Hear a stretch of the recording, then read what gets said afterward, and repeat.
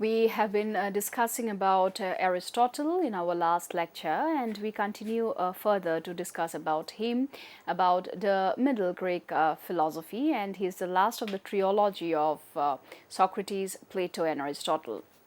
This is Dr. Ananya Barua, Associate Professor in the Department of Philosophy, Hindu College.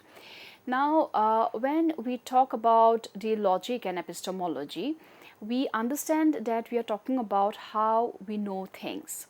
For epistemology is to do with the Greek term episteme, and episteme is knowledge or to know. So what is it that comes first? Empiricism is the source that comes first. Knowledge begins with sense perception. From repeated experience, we form universal concepts. The second is the induction, where forming general principles from many particular observations to there is something called deduction or syllogistic logic, where Aristotle formalized deductive reasoning, the syllogism. To all humans are mortal, to Socrates is a human and therefore Socrates is mortal, to something called organon, where it is a collection of his works of logic, categories on interpretation, prior and posterior analytics, topics on sophistical refutations. Posterior analytics treats scientific knowledge episteme as knowledge of first principles demonstrated by syllogistic proof. So we see that for Aristotle, the methodology is to observe or classify or to reason. For he thinks that just plain intellectualization alone or rationalization alone is not the way out. For a philosopher, the methodology has to be a culmination or in continuity to first observe, classify and then reason. The detailed observation or careful description, classification of kinds, and then one should theorize. Further, he talks about systematic classification. He organizes plants, animals, political constitutions, causes of motion, types of souls as particular classifications, and he also talks about the teleological explanations which was to appear throughout. Nature and organisms are explained by their ends or purposes. Now, in philosophy of nature and biology, Aristotle performed extensive natural history, dissections, observations. He believed living things shows intrinsic purposes, organs exist for functions, and he classified animals by anatomy and behavior and sought causal explanations, material, formal, efficient, and final. And he says that the theory of causation, which is to do of material cause, the formal cause, the efficient cause, and the final cause are the reasons why philosophy of nature and biology ought to be explained. Now, while Aristotle gives us an empirically rich and many specific biological claims were later corrected by modern sciences, but his method of observation and classification has been foundational. Now, when we talk about the theory of soul or the de anima or psychology, we see that for soul, for Aristotle, it is considered as the form of the body, not a separable immaterial substance in ordinary living beings. The soul is what makes a living body alive. Distinctions of faculties like nutritive or growth and reproduction, sensitive. And when I talk about nutritive, it is to do with the plants. When I talk about sensitive, it is to do with animals, perception and desire, and rational, it is to do with humans, intellect and reasoning. And then also we have intellect or nous, where Aristotle distinguishes passive and active intellect. The active intellect's nature became a major debate in later philosophy and theology. Now, under ethics and virtue ethics, we will be discussing all these under the concept of eudaimonia. Now, what is eudaimonia? Eudaimonia, under the ethical lenses, deals with the end or the highest good. The human good is flourishing or living well, an activity of the soul in accordance with virtue over a complete life. Now, he also says that virtue is something which is a mean. Moral virtues are dispositions which are found between extremes or vices. As given the example of courage, it comes in between being reckless or cowardice. Now, the talk is how do we acquire virtue or the acquisition of virtue? He says that moral virtues are developed by habituation or practice, and these are not innate, unlike Plato or Socrates, who says that ideas are innate. For Aristotle, moral virtues ought to be developed by practice. Intellectual virtues like wisdom are developed through teaching and learning. And he says that when we talk about practical wisdom, which is called as phronesis in Greek, the intellectual virtue that allows one to discern the right means in concrete situations indispensable for moral action. Friendship, pleasure, and external goods. He says that friendship and certain external goods matter for a good life. Virtue alone is not sufficient in extreme poverty or suffering. Then, about highest life under the lens of ethics, Aristotle says that while practical virtue is central, Aristotle praises the contemplative life, theoria, as the highest stable happiness. Now, Aristotle is also considered as a political philosopher. So, it is interesting to see what are his thoughts on political philosophy. Aristotle says that man is a political animal or zoon politikon, which is humans naturally form political communities. The polis exists to allow a good life, not merely survival. Constitutive analysis, it examines household, family, village, leading to the polis. Politics is the master science that judges the good life. Constitution types analyzes correct and deviant regimes, that is, monarchy, tyranny, aristocracy, oligarchy, polity, democracy, and he prefers a mixed or constitutional regime suited to citizens. Now, some of the positions, example the defense of natural slavery, are historically situated and deeply criticized today. Now, when we talk about aesthetics and rhetoric, we see that poetics is considered as an art as imitation or mimesis. Tragedy's elements or plot is central, and it uses peripeteia, which is reversal, and anagnorisis, which is recognition, catharsis, that is purging or cleansing of pity and fear. Rhetoric, he says, are of three proofs: ethos, that is the speaker's credibility; pathos, the emotional appeal; and logos, the argument. Rhetoric is the counterpart to dialectic, a position which even Socrates had held, and he was against the rhetorics of his time, like Thrasymachus and others, mostly seen in his work like the Republic.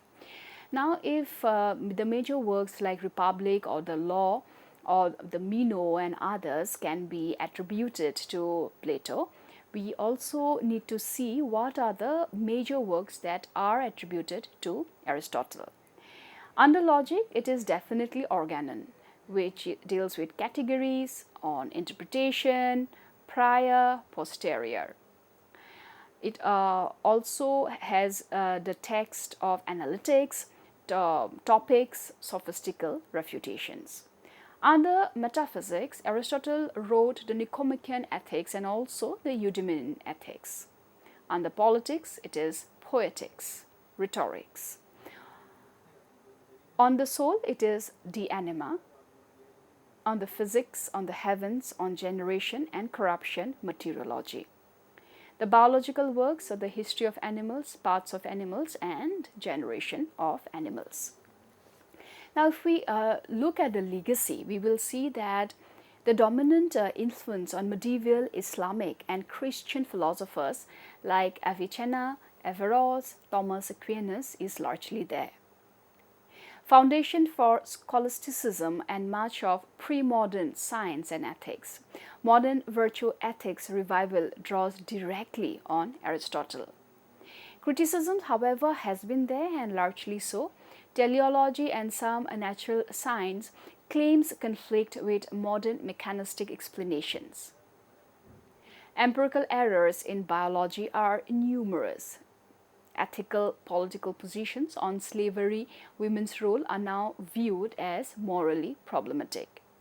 The philosophical rivals, we see that Plato's transcendent forms versus Aristotle's immanent forms. Modern philosophers have debated act, potency, and the status of final causes. However, if someone says that what could be the possible takeaways, I think Aristotle brought philosophy down to earth could possibly the major takeaway. Aristotle, vis-a-vis his methodology of careful observation, logical system building, everything explained by matter, form, causes and ends. Ethics, he says, should be practical. This could be the second takeaway. Virtue is formed by habit and guided by practical wisdom. The goal is humans flourishing. Now, the strength of Aristotle's philosophy, firstly, we see is systematic and comprehensive thinking. Aristotle built the first organized system of human knowledge covering logic, science, ethics, politics, biology, and art. His method of categorizing and analyzing gave structure to Western education for over 2 millennia. Empirical and observational method, he emphasized observation and experience as the basis of knowledge. This was the foundation of the scientific method later developed in modern times. So the strength we see is firstly logic and rationality, where Aristotle created formal logic, the syllogism, which shaped reasoning and argumentation even in modern philosophy and mathematics. The second strength is his balanced ethical system. His doctrine of the mean promotes moderation and rational self-control, which is still relevant for moral education and leadership training. Strengths, again, we see the teleological explanation, the purpose-based understanding, where he sought meaning and purpose in all things, combining reason with value and purposes, bridging sciences and ethics. Influence and enduring legacy, his philosophy shaped Christian theology, Islamic philosophy, and modern science. Many modern disciplines such as biology, psychology, and political science trace their roots to Aristotle's ideas. Now, it is pertinent that we check on some of the important leaders or some of the important intellectual leaders who have worked on Aristotle largely. Some of the pioneering names could be of J.N. Mohanty. As a comparative philosopher, he often puts Indian thought in a dialogue with classical Western philosophy, and definitely Aristotle does make a huge comeback in his works. Thomas McEvilley, in his work The Shape of Ancient Thought, published in 2002, it is a major comparative study showing cross-cultural exchanges between Greek and Indian philosophy. A.K. Ramanujan and Raymond Panikkar, though not directly on Plato, but they both explored cross symbolism between East and West, especially on light and vision. We also have Charles Bigger, who wrote on Plato and Indian philosophy in the context of metaphysical vision. These are some of the philosophers who have worked largely in the convergence or in a dialogue of the philosophy from the East and philosophy from the West. Now, if we are to assess about the weaknesses, we would see that there is excessive of teleology. His belief, Aristotle's belief that everything has a final cause or purpose, sometimes leads to non-scientific explanations of natural phenomena. There is also empirical errors. Because tools for experimentation were limited, many of his observations in physics and biology were factually wrong. Example, he believed heavier objects fall faster than lighter ones. There is also the weakness in a limited social perspective. He justified slavery and male superiority, reflecting biasness of ancient Greek society.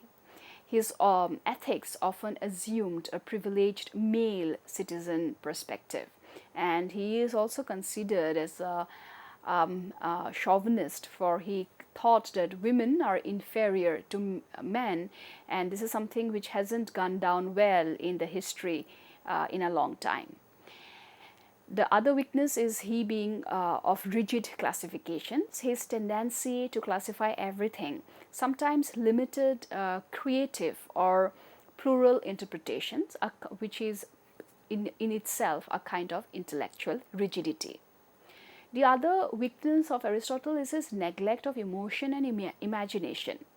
While he discussed a catharsis in poetics, much of his system prioritizes rationality over emotional and intuitive ways of knowing. So much so that Aristotle pronounces that man is a rational animal, and that again emotions and other intuitive ways are given a back seat.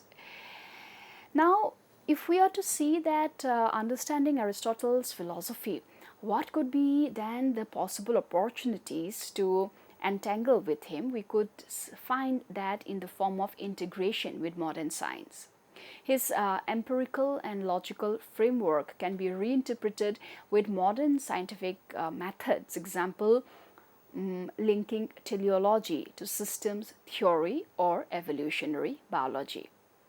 Virtue ethics revival, where modern ethics, psychology, and leadership studies are returning to Aristotelian virtue ethics as a holistic alternative to rule-based or outcome-based morality.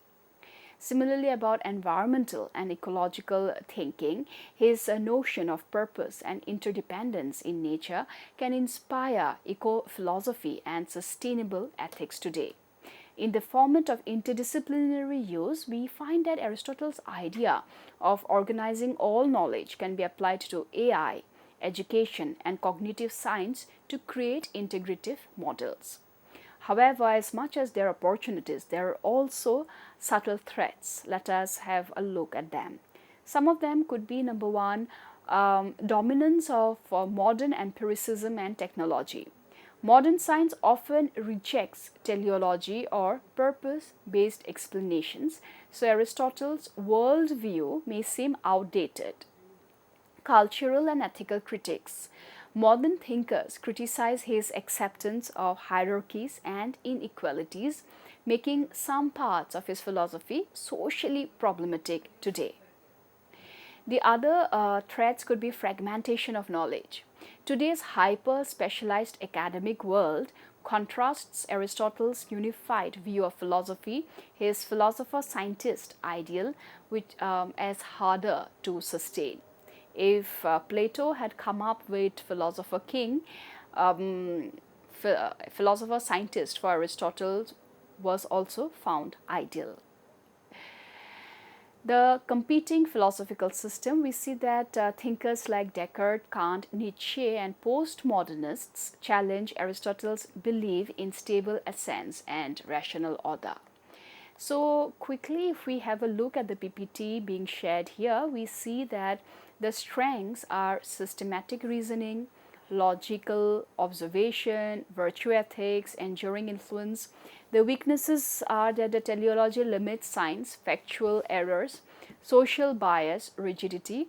Opportunities are modern virtue ethics, ecological thought, interdisciplinary integration, and the threats, of course, are modern reductionism, ethical criticism, specialization, and alternative philosophies.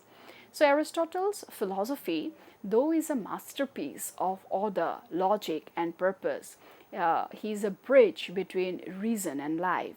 And his strength, or his philosophy's strength, lies in uniting knowledge and ethics, and his weaknesses lies in being too tied to ancient assumptions. The opportunity lies in reinterpreting his insights for modern science and sustainability. The threat is being overshadowed by narrow mechanistic worldviews. Now, there are some of the recent scholars of Aristotle, and it's interesting to see their focus areas. Some of the contemporary scholars of Aristotle could be James G. Lennox, who is a major figure in Aristotle's biology and philosophy of biology.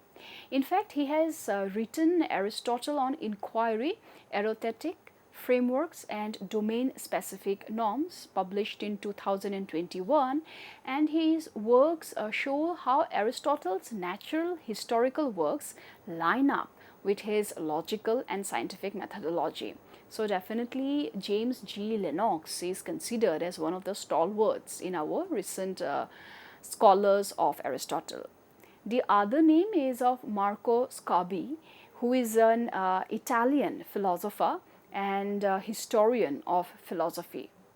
He works on the Aristotelian tradition, that is, its reception, especially the Renaissance. He has edited and published in series like Bloomsbury Studies in the Aristotelian tradition. We also have Sophia Xenophontos, who is a classicist focusing on Byzantine Aristotle vis-a-vis contemporary tradition, ethics, reception, moral psychology, and also translations and textual work. She led the Byzantine Aristotle's project and works on figures who commented on Aristotle. There is also Andreas Pleskis, Eleni Leontsny, and Calvin Knights, and these are largely editors. And one of their edited volume entitled as Virtue Ethics and Contemporary Aristotelianism, Modernity, Conflict and Politics brings Aristotle's virtue ethics into engagement with modern issues, economic power, egalitarianism, politics. We also have Alasdair MacIntyre, one of the more prominent philosophers in the modern virtue ethics neo-Aristotelian tradition. Although older, still very much influential and working in relation to Aristotle's ethics, politics and tradition. Further, there is Claudia Baracci, the editor of the Bloomsbury Companion to Aristotle, published in 2025, which is a major and recent survey of Aristotelian's research from logic to ethics, metaphysics, aesthetics. And it helps also we have Richard Sorabji, who is a long-standing scholar in history of ancient philosophy, Neoplatonism and Aristotle's commentary tradition. His volume, Aristotle Reinterpreted, gathers contemporary essays about ancient commentators and how Aristotle has been interpreted across ages. Although Aristotle and the classical Indian philosophers lived in different worlds, both traditions sought systematic explanations of reality, knowledge, and ethics. They share surprising parallels, particularly in knowledge in the form of Nyaya, and metaphysics, Sankhya and Vedanta, and teleology, ethics, we have Buddhist and Hindu moral thought. But still they diverge on ultimate purpose and transcendence. Now, if we are to look at the PPT being shared here, we would see about the logic and epistemology, Nyaya and Aristotle's organon, the similarity or the dissimilarity. We see that Aristotle developed a formal logic syllogism, a three-part argument, major premise, minor premise, conclusion. The Nyaya philosophy of the Gautama's Nyaya Sutras developed the Nyaya Anumana, a five-member syllogism, statement, reason, example, application, conclusion. The common ground is both founded logical reasoning as a tool for true knowledge or pramana. Further in this PPT, we see that Aristotle had defined categories to classify reality. In the Nyaya philosophy of Gautama's Nyaya Sutra, he defined padarthas or categories in Vaisheshika, substance, quality, action, and so on. The common ground is both use categorization to structure thought and ontology. Further, again, in Aristotle, we see logic was linked with empirical observation and demonstration in posterior analytics.